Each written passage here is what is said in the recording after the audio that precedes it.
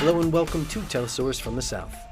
We start off in Latin America, where Brazil's suspended President Dilma Rousseff says she has nothing to hide.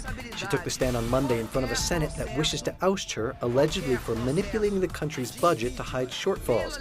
She said there's no evidence against her to support any impeachment, and noted the irony in the actions of those leading the impeachment trials who are facing serious criminal charges. The first day of definitive peace began on Monday in Colombia between the government and the FARC guerrillas. President Juan Manuel Santos ordered the ceasefire, with FARC leader Timoleon Jimenez echoing the president's sentiments by ordering his commanders to cease all hostilities. Santos and Jimenez are due to sign a final, full peace agreement sometime in late September.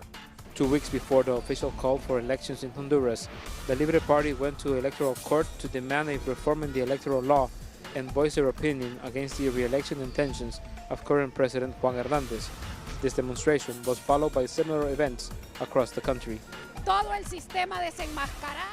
All the systems have been unmasked from the first to the last institution.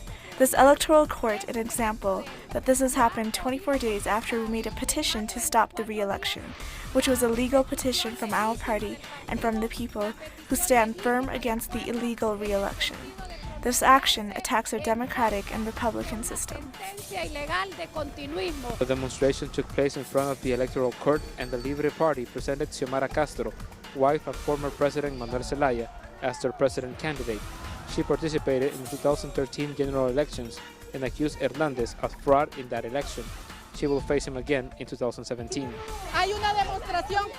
This is the proof that Libre is the answer for the Honduran people. We made this call, and the Libre Party showed that it is stronger than ever and is and always will be the hope for all Hondurans. Because Hernández was going to allow re-election, Manuel Zelaya had an opportunity to run for office again, but he decided to step aside and support his wife. Now with the Libre Party, he will put pressure on the electoral court to allow representation while also approving electronic voting systems, second-round elections, and control of the funds of each campaign. Gerardo Torres, teleSur, Honduras. Authorities in Paraguay say a weekend ambush in Concepcion, northern Paraguay, resulted in the death of 8 soldiers. The government, which is investigating the attack, said it bore the mark of a small leftist group formed just a decade ago called the Paraguayan People's Army, or EPP. The group is said to be loosely modeled after Colombia's FARC rebels. The group is also believed to currently be holding 3 people captive. Cuba has been systematically preparing over the past few years for the increase in tourists to Cuba. That's according to the Transportation Minister Eduardo Rodriguez, in light of the resumption of commercial flights to the Caribbean island this week.